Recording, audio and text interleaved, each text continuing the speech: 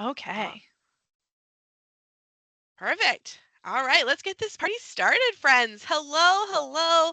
My name is Mandy Siebel. I'm a director in the Office of Student Involvement. I'm honored to be here today as we kick off the 2025 SNHU Leads Conference with our keynote address, Overcoming Hurdles, Embracing Change, and Turning Obstacles into Opportunities, featuring Sarah Wells.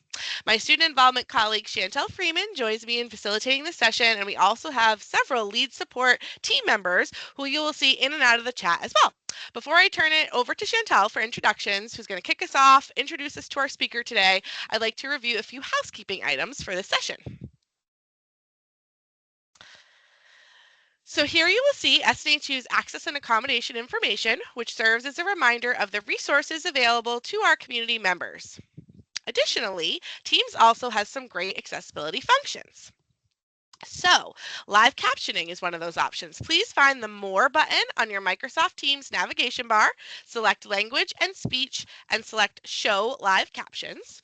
There is also an opportunity for you to magnify your slides or the sharing of the slides. So you can navigate to the bottom left of the window where you'll see the slides being shared, and then you can select on the plus or minus icons.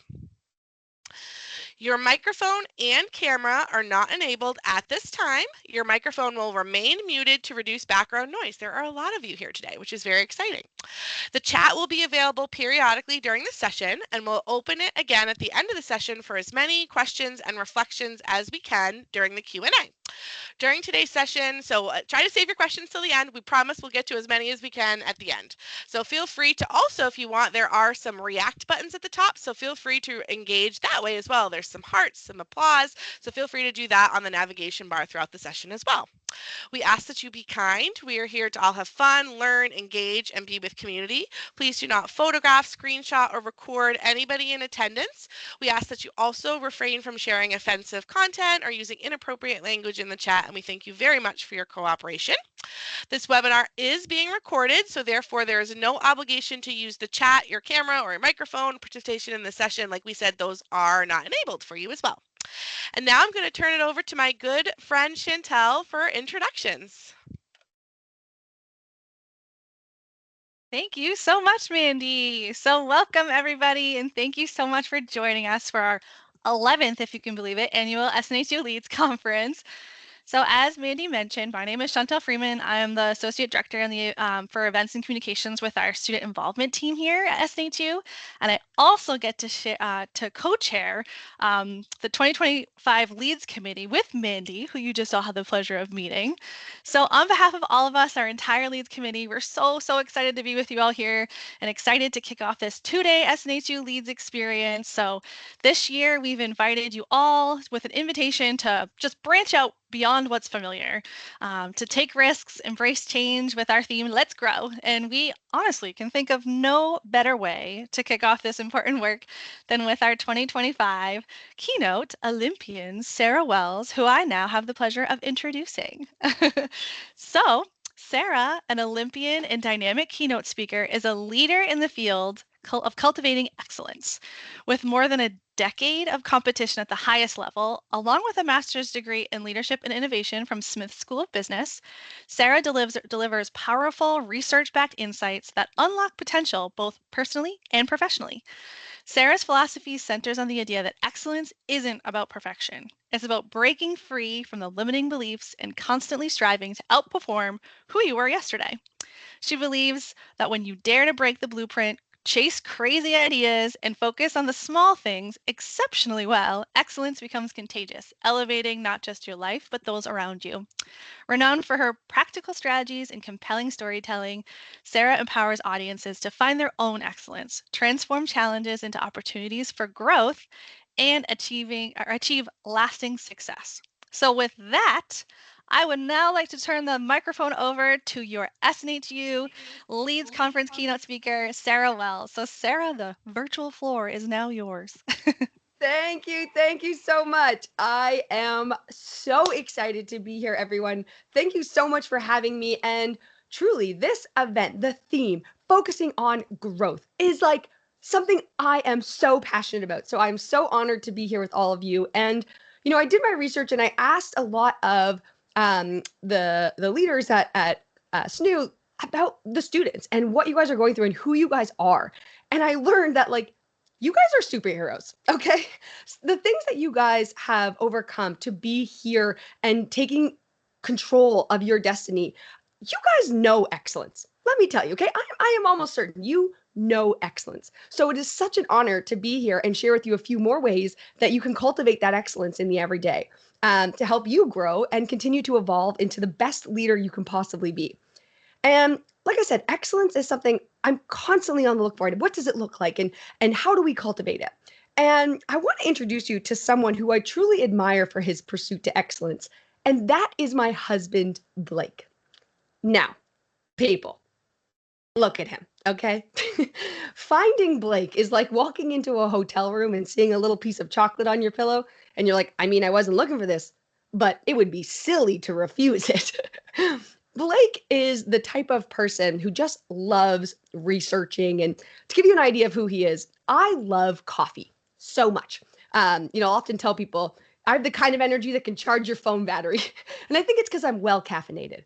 But I love coffee. And so Blake decided to research the science behind coffee. And upon his research, he discovered a few things, which led him to taking the actions of setting our hot water heater to the perfect temperature that would pull out the coffee flavor bloom in our coffee. He also installed a reverse osmosis machine in our faucet in the kitchen so that we would have the optimal mineral content for that brew water. So what I'm saying is I've hit the jackpot. And I'm so grateful for the time that I met Blake in my life, because before I met him, I was training full time for the Olympics. I wasn't ready to compromise for anyone else's goals and aspirations. I also really hated tough, challenging conversations that required any type of like kind of conflict or differing of opinions. And I also had this checklist that I would use to evaluate a relationship of whether or not I thought it was going to work out, as if there is a rubric for love, okay? And in 2017, I was going through a bit of a dark time in my life. And I think we can all agree that that is the perfect time to join a dating app. Now, I know I can't see many of you, but humor me. Just raise your hand. Actually, using the emoji, maybe. Did anyone here meet their partner on a dating app? Anyone? Don't worry. Don't be embarrassed. It's not 2010. Okay. We got a few people. That's great. That's awesome. So, I joined this dating app one particular night in 2017. And as my friends who met their partners on dating apps, you would know that when you make a profile, it's just your first name. And then you upload a few photos. Now, during this time, I was going through a bit of an identity crisis. So I had no pictures of me in the Olympics or running at all.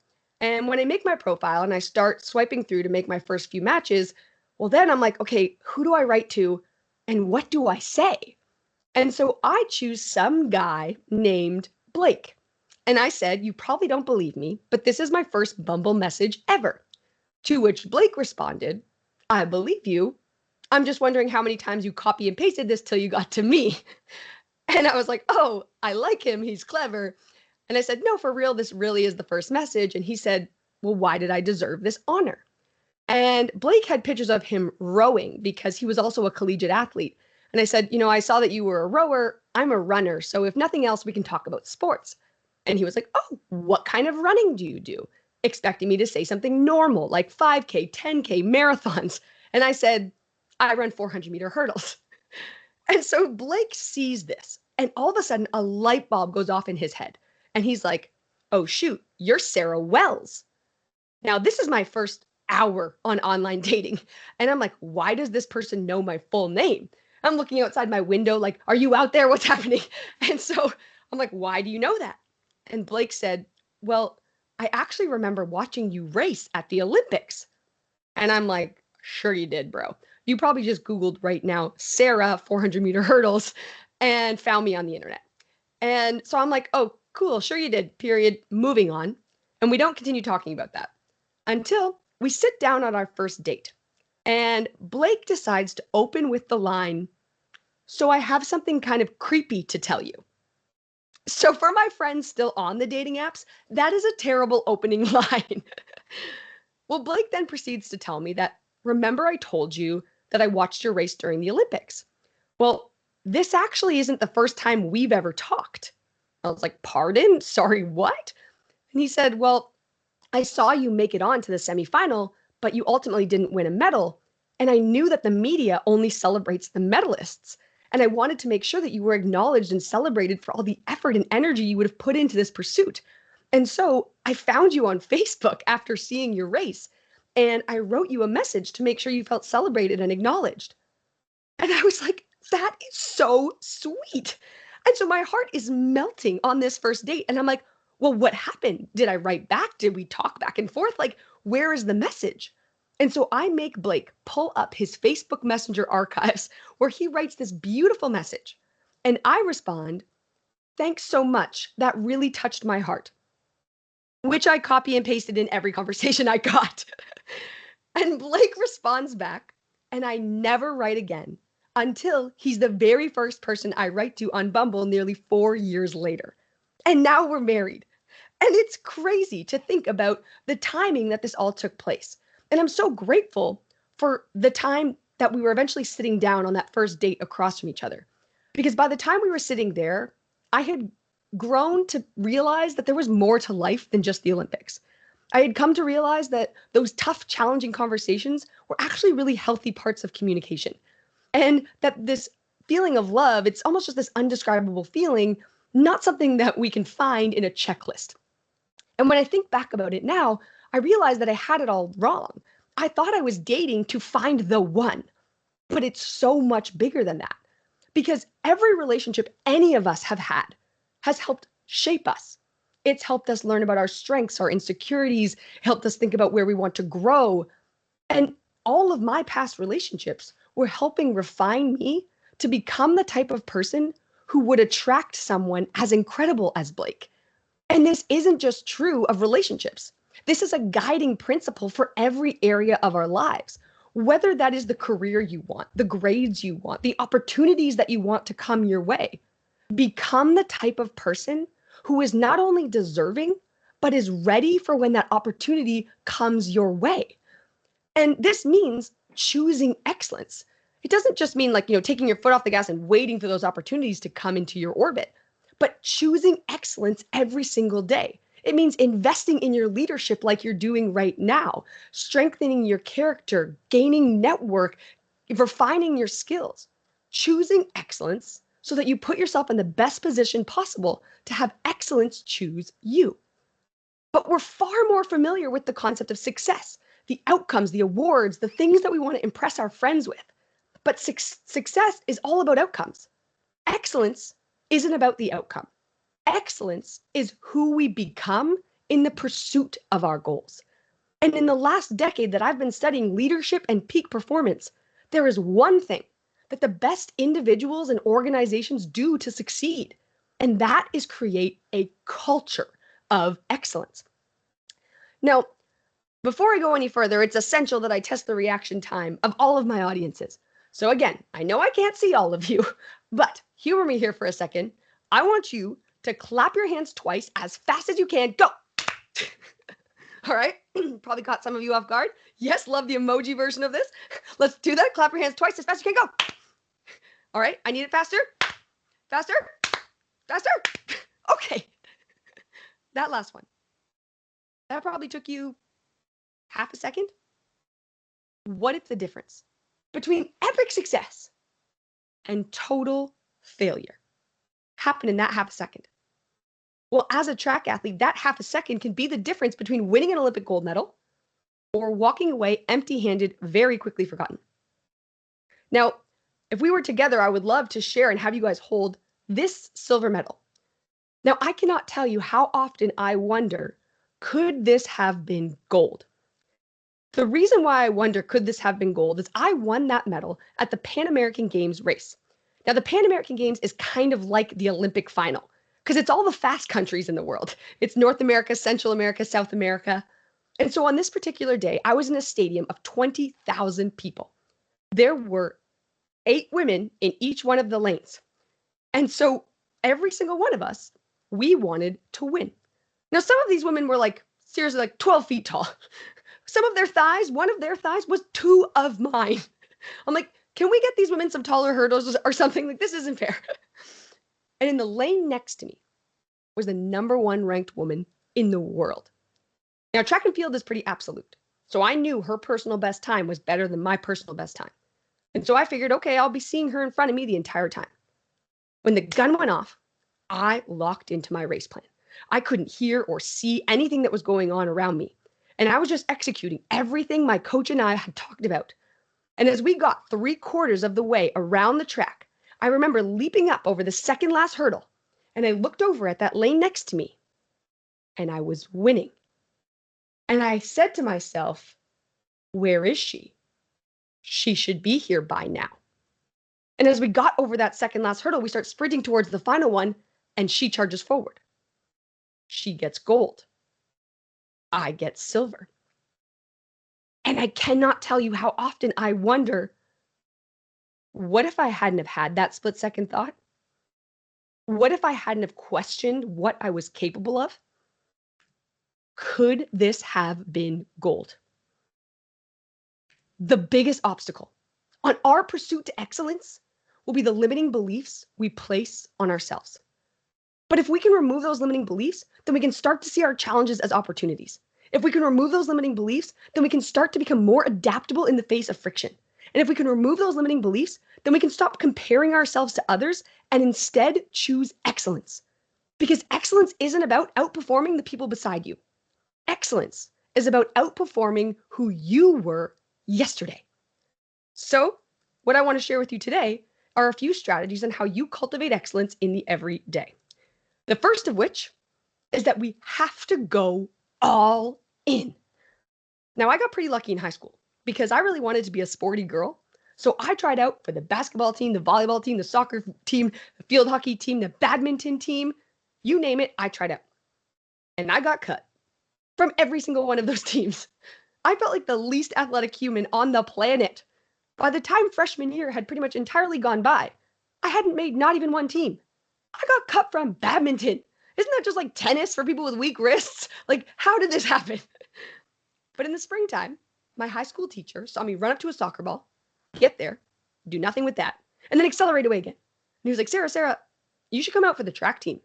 I want to teach you how to hurdle. I was like, are you sure, man? I already got cut from every team at this school. He's like, no, I think you could be good. And that high school teacher took me under his wing and started to train and develop me. And within the next few weeks, I won my first race. And then within a few months, I won our state championships.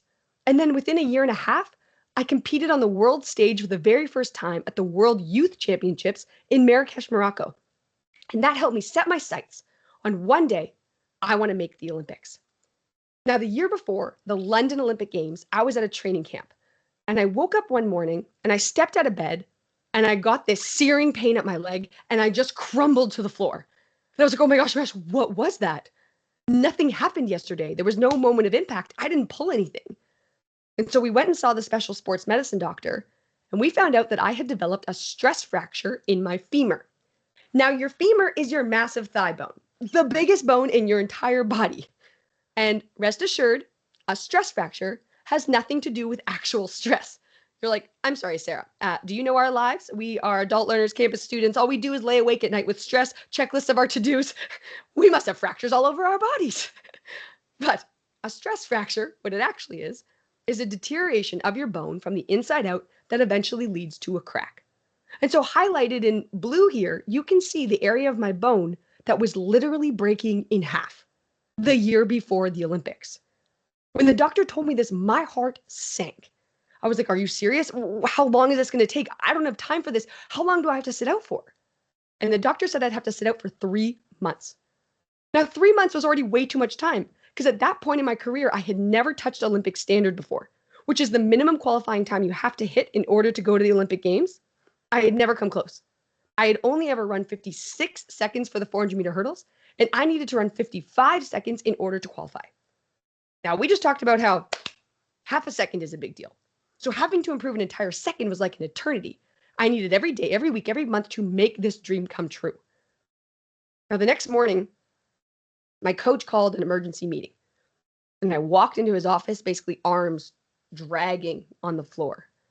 And he said, Sarah, right now you have a choice.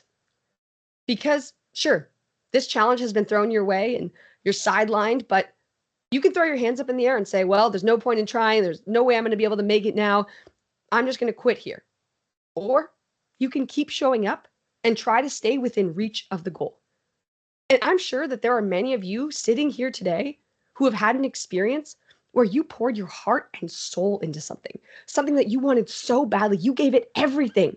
And then something happened that felt like it just evaporated in front of your eyes, that all your hard work just disappeared. That's exactly what I felt like in this moment. And my coach said, well, you can choose to let that defeat you, or we can keep showing up. Because sure, we can't go and sprint and hurdle on the track, but we can sit down on the floor and do arm exercises so that you have an even better arm drive when you are cleared to run. And sure, we can't sprint and hurdle, but we can do core work so that you're an even better hurdler when you are cleared to run. And he said, there are so many small little things that we could be working on that is so challenging to choose to slow down in order to speed up when we're so focused on the big things all the time. And so rather than looking at this injury as the enemy, maybe we can see this as an opportunity. Maybe we can see this to help you become an even better version of yourself. And I'm sure that many of you, whatever experience you just thought about that felt like you poured your heart and soul into it and it evaporated in front of your eyes, I'm sure that that experience might have helped you become the person that you are today. And so sometimes our greatest challenges actually inspire us to become the best version of ourselves. And so my coach said, let's stick to focusing in on the things where we can still create influence. Because sometimes our greatest power lies on creating and putting our energy on the things that we can actually still create change towards. And so that's what we did. We focused on the things that we could still do. In 3 months, the hardest 3 months of my entire life, they eventually went by. And I knew on the day of my doctor's appointment, I was so excited because I thought, okay, I'm going to go to the doctor. He's going to clear me to run. I'm going to get back to training. It's going to be fine. And I sat on the doctor's table waiting for him to come in. The second that he did, he pulled up the scan, looked at it, and was like, so sorry, Sarah. The bone isn't healed. Come back in another month. That 4th month turned into 5, 6, 7, 8, 9 months. 9 months, the year before the Olympics, I was just sitting around watching teammates and friends and competitors get better and faster and stronger while I watched my dream slip away. 9 months. You can create an entire human in 9 months. I couldn't even heal one bone after getting through those 9 months. On the day I was cleared to run, I now only had 6 months left to get back to who I was before the injury and still improve an entire second. Now, everyone around me told me to remain realistic. This is a pretty challenging goal, making the Olympics, and you've made it a little more challenging on yourself by sitting around for 9 months. And you know what? They were right. Physiologically, I wasn't getting better or faster or stronger, but what I was strengthening was a muscle people couldn't see. And that was my self-belief. And so, on my first day back to training, after I did a few pathetic jogging laps around the track, I immediately left and I walked down a dark alley and I sat in a chair with a man next to me with a needle. I was getting a tattoo. What did you guys think I was doing? But I decided to get the word believe tattooed onto my wrist because I knew the next 6 months were going to be hard. But I also knew that if anyone could do this, it's me. And now I am not saying that you have to tattoo yourselves of your goals, okay? You don't have to get, your grade, the point average you want. You don't have to get the career title you're looking for. But I do encourage you to find your word or your phrase or your quote or image, whatever that is for you, that reminds you of the obstacles that you've already overcome. So many of you may have overcome addiction or challenging family situations or juggling 1,001 things while still taking care of your family. And so what is that word that is going to remind you that you have that strength inside, that you've already overcome so much that you can cultivate and use that to get through whatever is happening now? And for me, that word was believe. And so I set out with 6 months to go to make this impossible dream come true. And when I first got back, I sucked. I was embarrassed because I couldn't win a practice, let alone try to make the Olympics in a few months. And my coach reminded me that where we're at today is not a predictor of who we can be in the future. And so even though at practice in that moment, I was doing really poorly, as long as I maintained showing up, chipping away, continuing to build my aerobic threshold, my strength, that all of that was going to add up. And I could be in a completely different place in 6 weeks, in 6 months. And for every single one of you, regardless of your circumstance right now, whatever is going on in your life, that does not have to be a predictor of what's possible for you in the future, of the career you can set up. And I'm sure that maybe a year ago, you didn't think you'd be here. You didn't think you'd be at SNHU pursuing a new path for yourself or dreaming big of what's possible. Where you're at today is not a predictor of where you can be in the future. And so we showed up every day. We did all the little things, all of the stuff that allowed us to chip away and stay within reach of our goal. And it was hard because I know how hard consistency is. We can't just do those things when it's convenient, when it's easy, when we have time. Instead, we have to show up and do that every single day. Because if you think about boiling a pot of water, you can't boil the water if you keep taking the pot off the stove. And so every single day we chipped away. And by the time the London Olympic trials came around, I was standing on the start line, hoping that I would qualify. Now, I knew if I won the race, I was going to the London Olympics. Now, standing behind that start line, I was so nervous. Has anyone here ever had butterflies in their stomach before? Show of hands. Anyone had butterflies? Okay, I think a number of you. Yes. I didn't have butterflies. I had vampire bats with machetes in their hands. I was so scared, waiting for the starter to say those scary words, on your marks. And I started getting into my blocks. And all I was thinking was, I hate this sport. I'm so scared. I'm so nervous. Look at the girl in the other lane. She looks bigger and faster and stronger. I can't do this. I can't do this. I can't. Set. Bang. Gun goes off. I come out so fast. I was attacking every single hurdle like it was the last one. I remember hearing the announcer over the PA system say, and that's Sarah Wells in lane 4. I was like, will you shut up? I'm trying to focus here. Coming around the final corner, every ounce of my body was flooded with lactic acid, that burning sensation you get when you run as hard as you can. I got over that final hurdle. I sprint to the finish line. I lean and I look up at the scoreboard. And I won. I won Olympic trials and I was going to the London Olympics. I couldn't believe it. It was the most surreal experience of my entire life. But for anyone who's ever run so hard, you might know this feeling where you don't know if you're going to throw up or die. And so I just kind of crawled over to this grass patch where my siblings were in the stands that day. And they came running down like, dunk, dunk, dunk, dunk, dunk, dunk. And they're like, oh my God, you did it. Oh my God. And I was just looking up at them like a newborn baby who has no idea what's happening in the world, saying, this is the best day of my whole life. That's the best day of my whole life. And that moment, the best day of my whole life, happened because 6 months before that, I had the courage to believe in me. And so after going to the Olympic Games and not just finishing it, but then actually finishing as an Olympic semifinalist and one of the youngest competitors in the field, I came home and I finished that tattoo and I put the Olympic rings underneath the believe exactly where I told everyone I would. And I can now look down at that and remind myself of the strength I have inside. And that's why I want you to find your word or phrase or quote or whatever it is, and then write it down. So that in the moments you need to see it, in the moments where you feel defeated, you bump into it and you can use that power that's already inside of you to help you tackle whatever it is that you are facing and will help you go all in continuing to pursue whatever that goal and dream is. Now, look, I know that some of you are hearing me say this power of self-belief and going all in, and what you're thinking is, ew, oh gosh, this is who they brought in? This girl's got her head in the clouds. She doesn't know all the things I've got going on. Yes, Sarah, I'm just going to believe in myself and get the grades I want. I'm just going to believe in myself and the job opportunities are going to come my way. I'm just going to believe in myself and all my problems are going to go away. Show me how that's going to work, Sarah.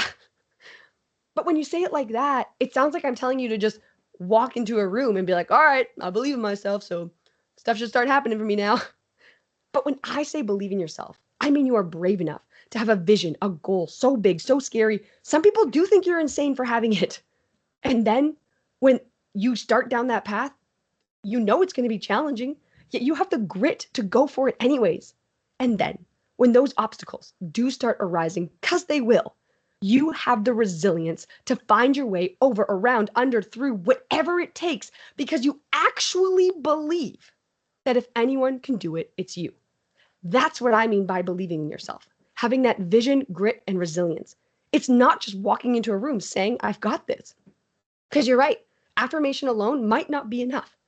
There was a study done by the Journal of Psychological Sciences where they took a group of people and they split them into two groups, people who had high self-esteem and people who had low self-esteem. And they had them recite the line, I am a lovable person. And the high self-esteem group, after they said this sentence, they felt better. It affirmed them, it empowered them. But the group with low self-esteem, they felt worse because they didn't actually believe it.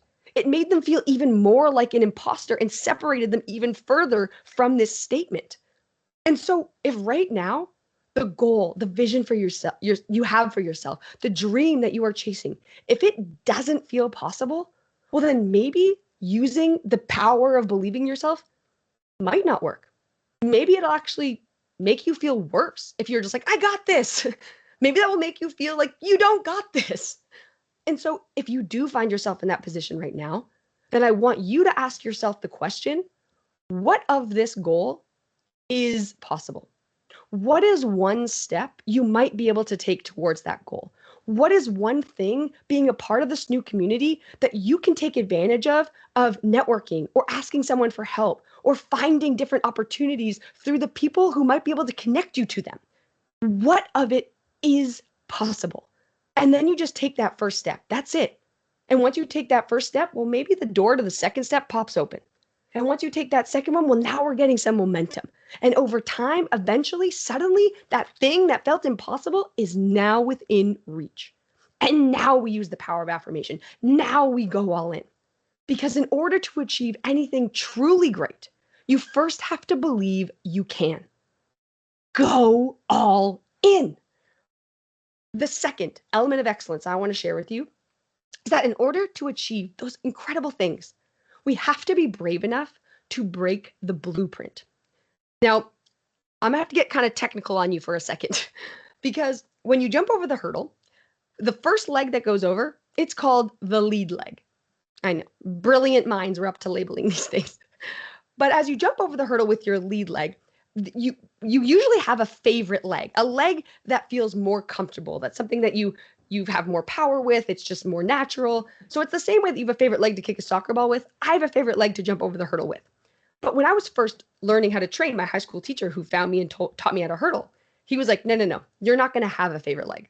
I'm going to teach you how to hurdle with both lead legs so that you can do, no matter what happens in the race, you can hurdle with both legs. And so I had this unique ability to be able to hurdle with both lead legs. But the best athletes in the world, they take 15 strides between the hurdles. And what that allows them to do is get their favorite lead leg over the hurdle every single time. And so as I got higher and higher level, of course, I followed the race strategy that the best athletes in the world did, which was 15 strides and doing one leg in particular over the hurdle each time.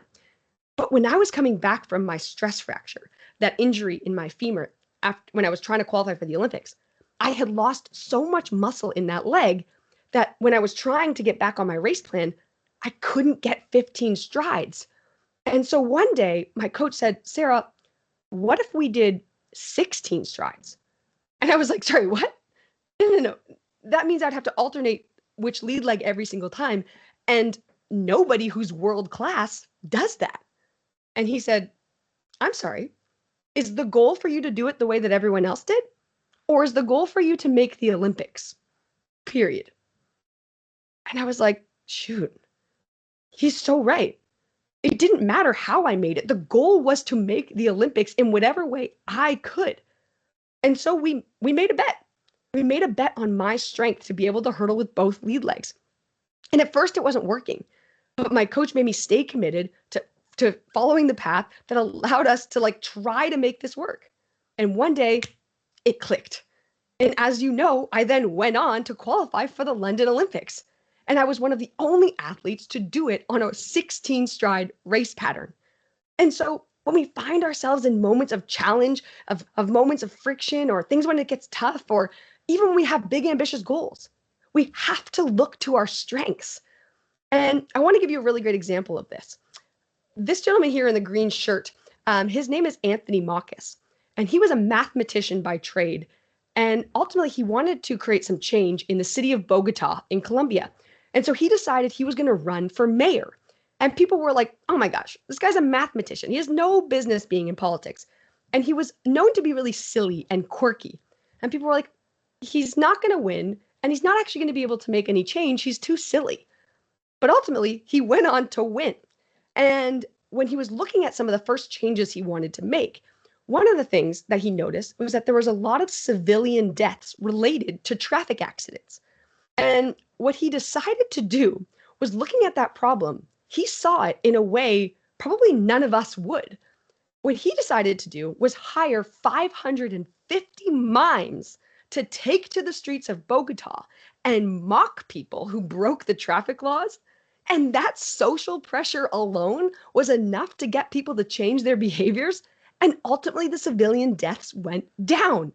So silly and so brilliant. And he found excellence and created change in a way that probably only he could. Another really great example of this is the Savannah Bananas.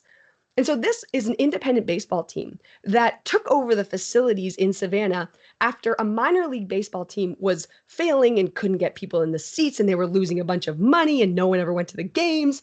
And so this gentleman named Jesse Cole, who was a collegiate baseball player, took over the team and he said, I want to create an unparalleled fan experience.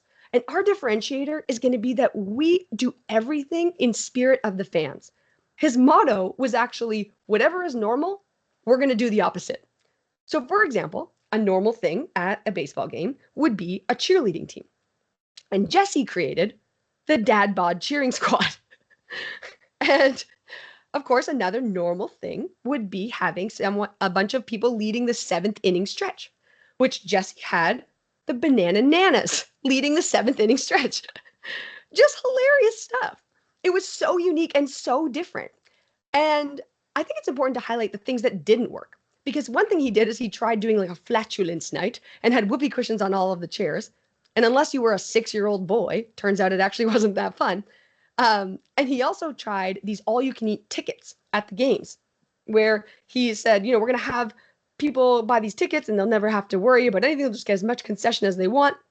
But that created a bunch of supply issues and huge long lines up at the concession stands. So these ideas got thrown out.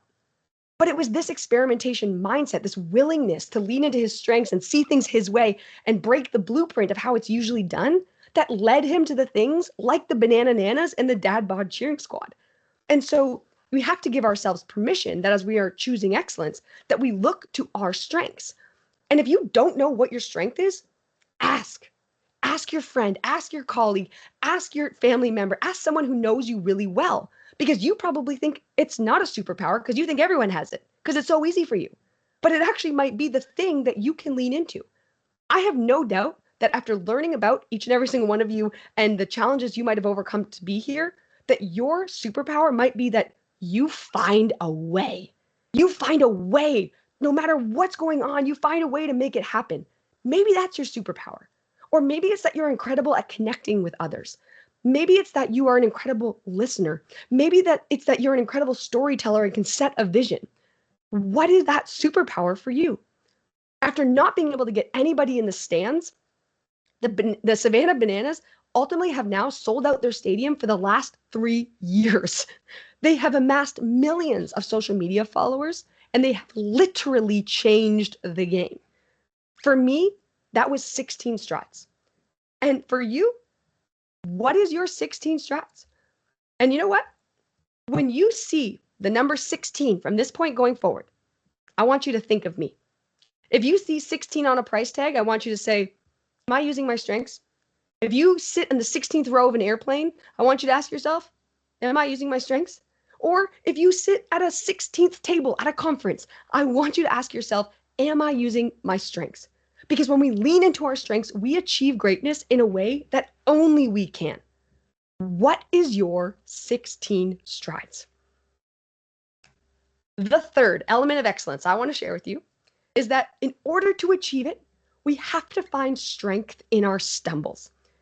Now, I just shared with you how pursuing the London Olympics, I overcame that stress fracture, and then I made it to the Olympic Games, and it was awesome. Highlight of my life. But the Olympics comes back around every 4 years. And just because you made the last Olympic Games does not guarantee that you'll make the next Olympic Games. Now, lucky for me, I had been continuing to getting better and faster and stronger as an athlete. And I, heading into the Rio Olympics, had just come off winning that silver medal that I won, and I only lost to the #1 ranked woman in the world. And so I thought, okay, I'm going to go to Rio. I'm going to retire from sport, get all the endorsement deals. Life's going to be good. Now, 6 weeks before the Rio Olympic trials, I had a workout on a Tuesday. Tuesday, I ran so fast. I went to bed Tuesday night being like, everything is coming together. It's all in place. And the Wednesday, I woke up and my hamstrings, the muscle in the back of my leg, they were super, super tight. They're just totally normal. And many of you that work out, you would know this. You know, your body's adapting. It gets sore. It's part of the system. And so when I wake up, I thought, my hamstrings are a bit tight today. Maybe I shouldn't work out. And then I thought, well, no. If I don't work out today, I'm not doing everything I can. If I don't do everything I can, I won't make the Olympics. If I don't make the Olympics, I won't win a medal. If I don't win a medal, I'm going to let everyone down. So I go to the track and I work out anyways. And about halfway through my intervals, my coach, he notices and he says, Sarah, you look a bit tired today. Let's shut it down here. Let's stop here. And in my crazy brain, I was like, no. What should I tell them? Hey, coach, let's play a game. How about if I run the next interval slower, I'll stop. But if I run the next interval the same or better, you have to let me keep going. He's like, okay, crazy lady, who asks for more running? Go ahead. And so for this next interval, I am now charging down the track because I have to run the same or better in order to keep going.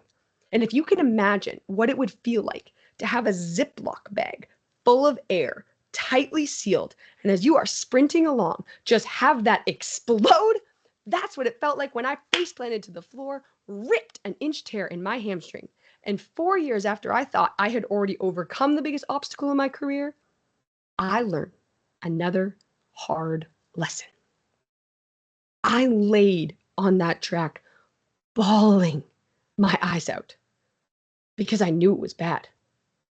The noise that it made when my hamstring exploded sounded like a gunshot.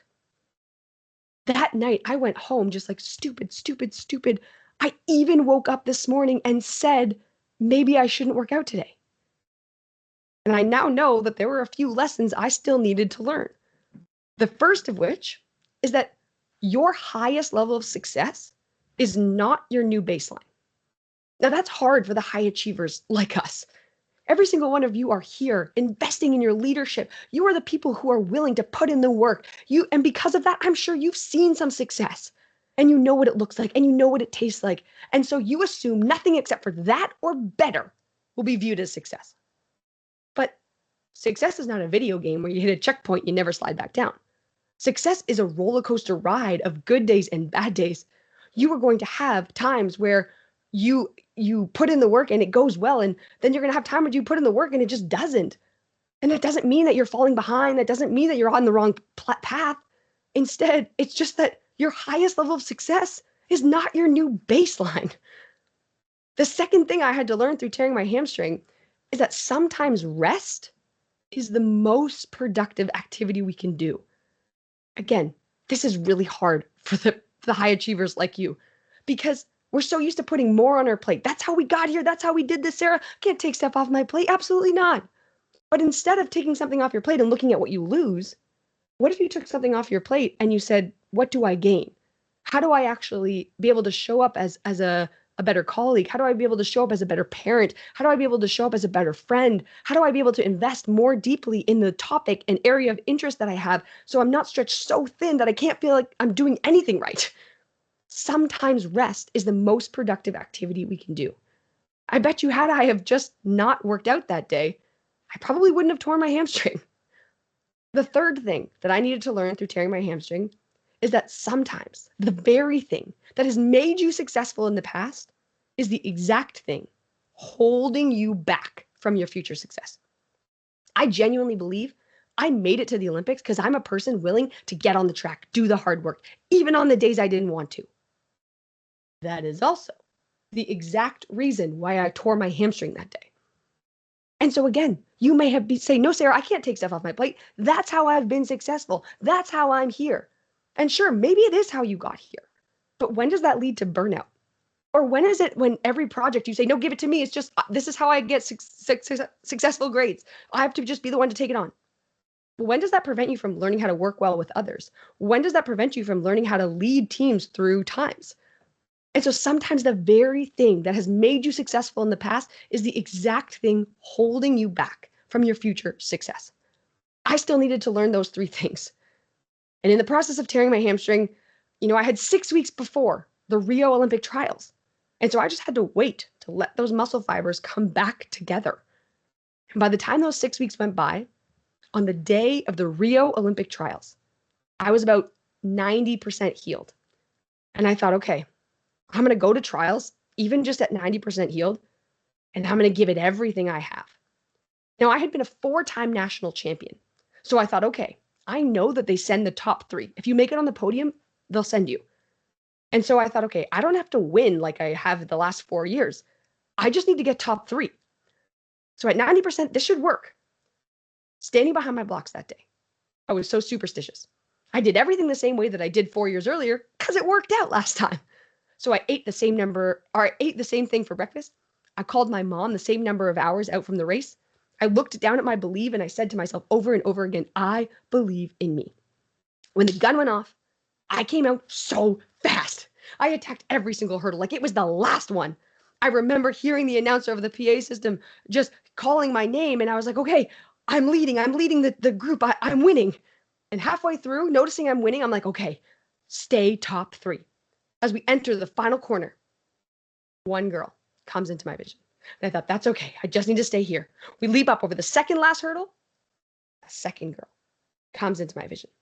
Now we are charging towards the final one. And as I get up over the top of the hurdle, a third girl comes into my vision. And we are shoulder to shoulder. But when we get down on the other side of that, I am sprinting towards that line because I want this more than she does. I get to the finish line, I lean, and I look up at the scoreboard. Top 3 make the Olympics, and I get 4th. 4th. 4 years of work, 4 years of sweat, 4 years of my life. And do you want to guess how much I got 4th by? Have a second.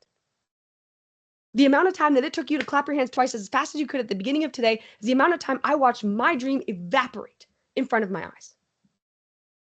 I remember leaving the track that day and pulling into the driveway of the Airbnb we were staying at, and I couldn't go into the house. I couldn't go into the house because I couldn't accept that this pursuit was over. For 4 years, I had been known as Sarah Wells, the Olympian. And now, Sarah Wells, the Olympian, doesn't make the Olympics. It didn't add up. It didn't make sense.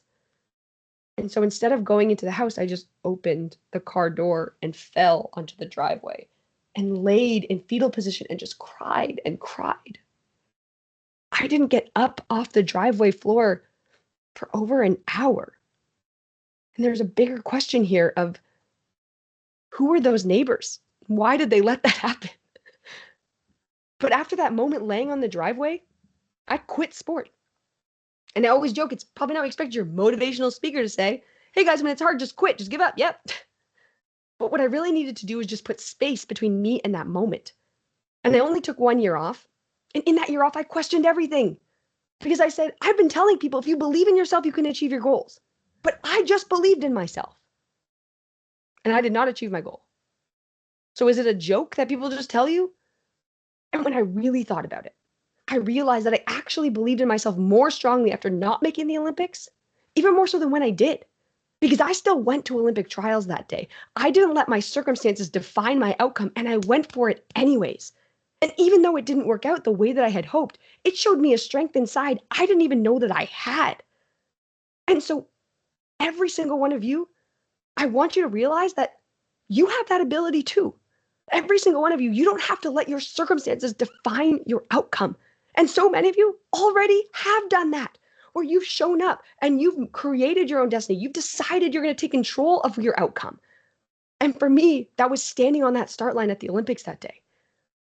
And now, honestly, as you pursue those things, if you ever find yourself in a position where you feel defeated or deflated or it doesn't work out the way you had planned, I hope that you remember this conversation. And what I hope is that you remember that you are supposed to hit the hurdle. What do I mean by that? Well, I always say the easiest event to qualify for the Olympics for are the hurdle events because so many people are afraid to hit the hurdle. Think of all the world-class runners that could have been Olympic hurdlers who wouldn't even try it. And so many of us do this in our own lives. We're so scared of looking stupid, of falling down, of making mistakes that we won't even try it. But what if we saw hitting the hurdle as a necessary step on our path to excellence?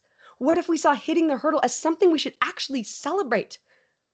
And so if you ever find yourself in that position again, I hope you remember that hard work doesn't always lead to success. That sucks because when you put in the time and the effort, we feel like we earned it. And I agree.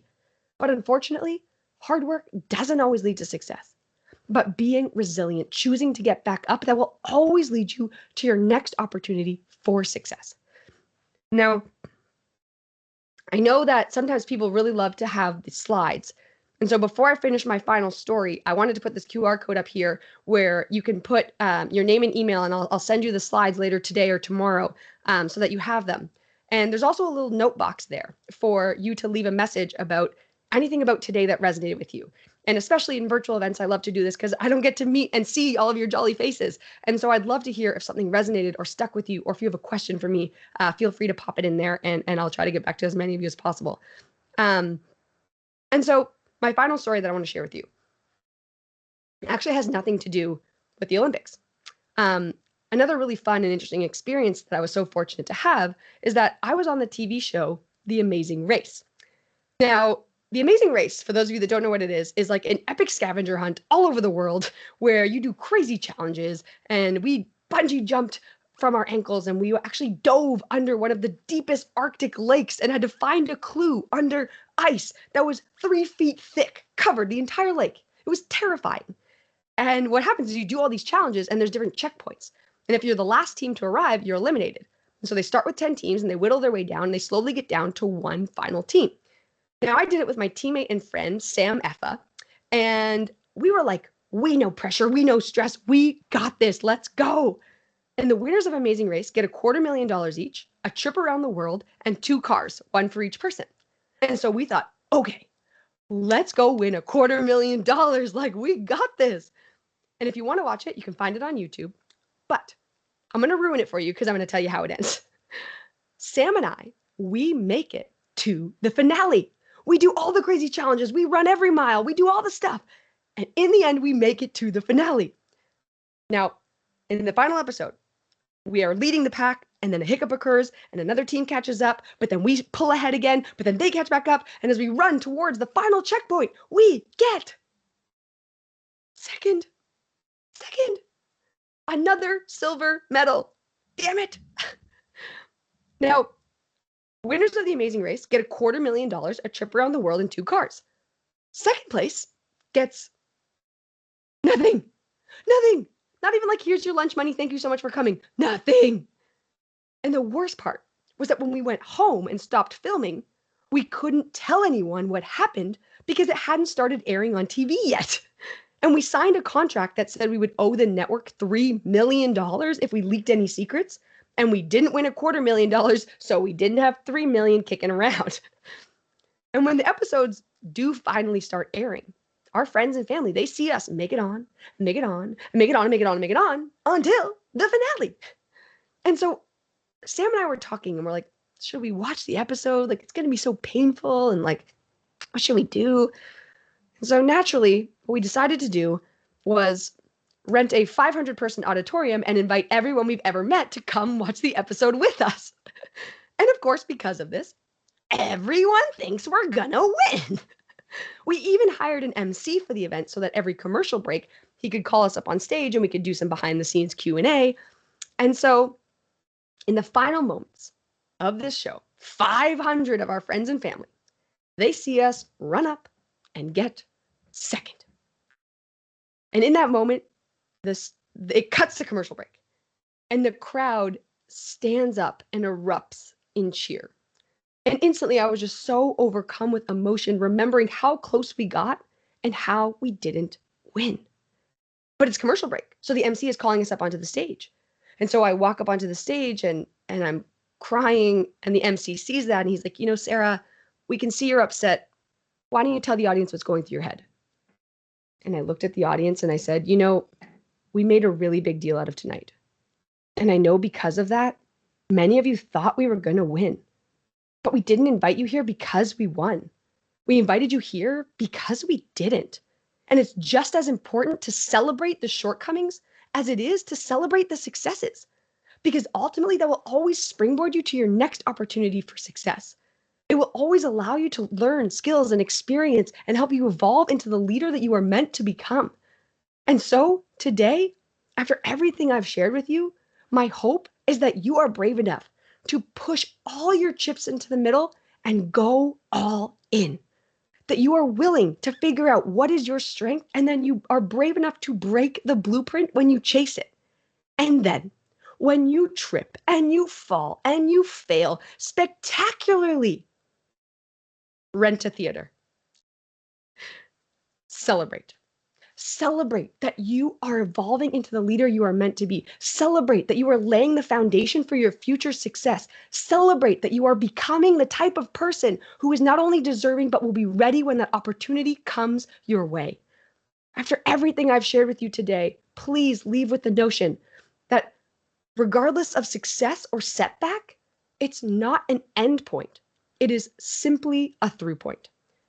Thank you guys so much for today. I'm so looking forward to answering some of your questions. Thank you, thank you, thank you. I'm snapping, but I want to be clapping. Yay! I know we got a lot of Thank clapping you. happening too. Thank you so much, Sarah. So inspirational. I know I'm feeling like I'm motivated. I know that I'm not a runner, but I feel like I could after Yeah. that. But sharing some important elements of this all, just thank you so, so very much. So, but like you said, we do have a couple of minutes here. If you're okay, Sarah, just to, Yes, to yes, field I a can stay couple. extra too if more people are, yeah. Okay, awesome. Yeah, so feel free. The chat has been added to you all. So if you have any questions or reflections, we'd love to hear from you all. We're getting a lot of thank yous and Yeah. clapping, Thank you, everyone. which is awesome. Um, yeah, a lot of inspiration here, and truly, like, thank you very much. I mean, you've had quite the experience. I mean, in terms of all of the journeys that you've been on, and such a really great reminder of just, making sure that we're even hitting those hurdles and finding finding the opportunities in some of those setbacks. So, Yeah, my uh, pleasure. someone did ask about the QR code. If you mind popping that up again, Oh, yes, they would love to absolutely. be able to hop that in there. Yes, yes. Let me That would be great. go back this way. Does anyone have questions? I think we're gonna do some questions. Oh, I shouldn't have hit that so many times. There we go. Perfect. All right. Oh, we do. I love this quote here. As an amateur athlete and someone going to grad school for the first time, I'm about to sob. I needed this. Well, that is part of the journey. Let me tell you, I did a lot of good sobbing in that driveway. So, yes. Perfect. A lot. Oh, a lot of folks are interested in sort of your sports background and thinking about any new sports that you're trying. Oh, yeah, great questions. So I actually am now officially retired from sport. And so I'm no longer training at Olympic level, and I now get to run for fun instead of running till I throw up. So that's been nice. And yeah, just like kind of love being active and outdoors. I live in Seattle, so there's a lot of greenery and mountains and hiking and stuff around. So I love that. But no plans for any high level competitive sport. And as you now guys know, I'm actually probably wouldn't be very good at it. I think you've been good at it, and you are continuously using your gifts as well. Oh, goodness. Oh, yeah. There's a lot of just wonderful, just the best thing I've ever been a part of. Thank yous. Like, just some Ah. wonderful, wonderful, wonderful reflections. Someone shared a really great quote that really similar to what you've shared, because they've dealt with a lot of hardship recently, and if the plan doesn't work, change the plan, but never the goal. Keep on plugging. Yes. I love that. That is absolutely the mindset. I'm so glad to hear that. That's really special. Yeah. Oh, this is a great question I can see here. So the chat is going really quickly. So Yeah. thank you all for, for all of what you're putting in here. But how would you suggest celebrating your stumbles? Ooh. So I think one of the things is like, so I use a journal where I would write down kind of like okay, what you can do it. You don't have to do it daily. That's a big ask. A lot of you got so much on your plate, everyone. But even if you did it monthly or something like that, I do it weekly, and it's about writing of like what were you working on this week, like what flopped, what went well, and then taking a moment to celebrate that. Whether it's like I'm going to eat some chocolate chip cookie dough ice cream and be proud of myself for trying that thing that didn't work, or maybe it's that like you tell your friends like, look, I don't know. I'm going to use something from my own experience because there's probably so many different types of goals here, but it's like I decided that I wanted to run this video series and I wrote 10 scripts and I hired a videographer team and we did a whole video series around believing in yourself and what that looks like and many different things. And I was like, it's going to be so big. Honestly, we had like 100 people watch like each episode. It was like it wasn't really that much, and I just used social media and it never got picked up, it never went anywhere, but I did it. I did the thing. And so I told my friends that I wanted to host a dinner party to just like celebrate that pursuit. And I think it can be, it can be as anything from eating a scoop of ice cream to asking your friends, being like, I did this thing and I'm really proud of myself. And it didn't go to the way I hoped, but like I'm proud that I did it. And having your friends involved and this community here that you guys have at SNHU is like incredible. Like how do you leverage this community to help you celebrate those moments and help pick you back up? And that's something you have access to right at your fingertips here. And I think that's really special. Absolutely. And some of that journaling, like you said, someone had asked about some affirmations, and that can also be a good place where you're, like you mentioned, to kind of have that reminder, whatever it is that Yeah. you're focusing on, and you're trying to kind of make it your mantra. So I love that. Um, just so much gratefulness for you, Sarah, in this chat. So we'll That's make very sure that you get kind. all of these wonderful comments. Um, some people are going through some crazy things, so it sounds like it's been very timely for them. So we appreciate Oh, you. yeah. And it looks like the only other question, well, I see a lot of questions, but I know I want to be mindful of everybody's time, and we're about 2 minutes over. So maybe just one question, Yeah. which is an interesting one, and it's kind of sort of about your sort of speaking and arrangements, and how do you become a motivational speaker without becoming emotional? Because you've had a lot of experiences that have been Yeah. sort of the range of different emotions. Yeah. Well, I would say that like I've done enough crying over it that like now the crying doesn't necessarily maybe come back, but I genuinely am feeling the emotion when I'm telling you guys about that experience because I want to put myself in the position to be walking through that moment with you together. And so that's part of my speaker training and some of the coaching I invest into of like how do I become a better storyteller and connect with people. And it is to put my like I am almost like seeing it like I'm in a movie in that moment when I'm delivering it to you, because I want to be there with you in feeling the things. And so yeah, I guess it's like from having cried it all out in the experience, that it's fortunate that now I can deliver it without crying live on the spot. But I'll tell you, there have been moments where accidentally telling like a certain part of a story or a different thing, like I have cried. And so it just, yeah, I would say it's more rare now, but like it's not, I'm not immune to it, that's for sure. We are human, right? Yeah. Love that. All right. Well, thank you so much. I feel like that feels like a good place to stop today. We, like I said, if you haven't seen it, the QR is back on the screen, so feel free to snap that so you can get a copy of Sarah's wonderful slides today if you need anything to Hmm. refer back to, some motivation for sure. And thank you again, Sarah, just for all of your perspective and thoughts and the emotions. We were all there with you and all of those journeys. We appreciate you being here today. And was there any, final thoughts that you had that you'd like to share with us before we sort of wrap up for today? Yes, I would. I'd love to leave you guys with just one final message. And it's kind of this like fable tale I've heard. And it's about a professor and a student. And the student comes to the professor and is like, I'm going to drop out. I can't handle this. I have so much going on in my life. I need to give up.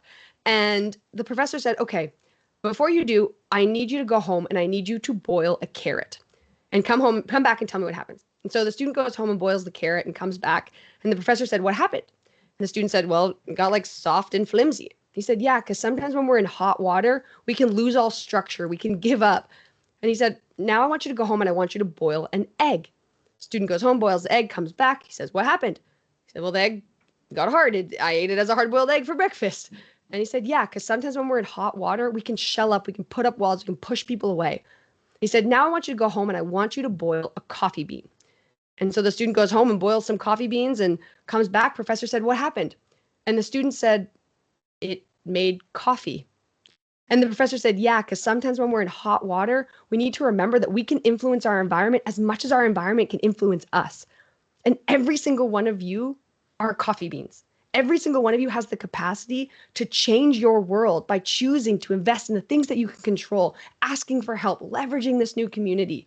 You are a coffee bean. And so, regardless of the challenges or circumstances that are surrounding you right now, I hope you remember that you have the influence to empower those experiences as well. So proud of you for all being coffee beans. Thank you so much for having me, Chantel, and to the team. Mandy, thank you so much. And yes, I'm looking forward to staying connected with everyone. Add me on LinkedIn, wherever. Can't wait to be connected with this amazing community. We love it. Proud coffee beans for sure. Yes. All right. With that, I'll pass it on Mandy, who will actually just wrap us up. Perfect. Thank you so much, Chantel. And thank you to Sarah. Thank you to our lead support team, to Media Services for support in this event. Again, thank you so much, Sarah. What an amazing story. The chat, I wish I could copy every single message, but they loved you. They're inspired by you. So thank you so much. We hope that you'll click the link in the Leads virtual program in the chat to explore other sessions available during our Leads conference, which is today and tomorrow. And we hope to see you at our next session at 3 p.m. Eastern Time. Thanks, everybody. And thanks again, Sarah. Thank you all so much. Bye. Thanks, Chantel. Thanks, Amanda. Bye. Thank you. Bye. Bye.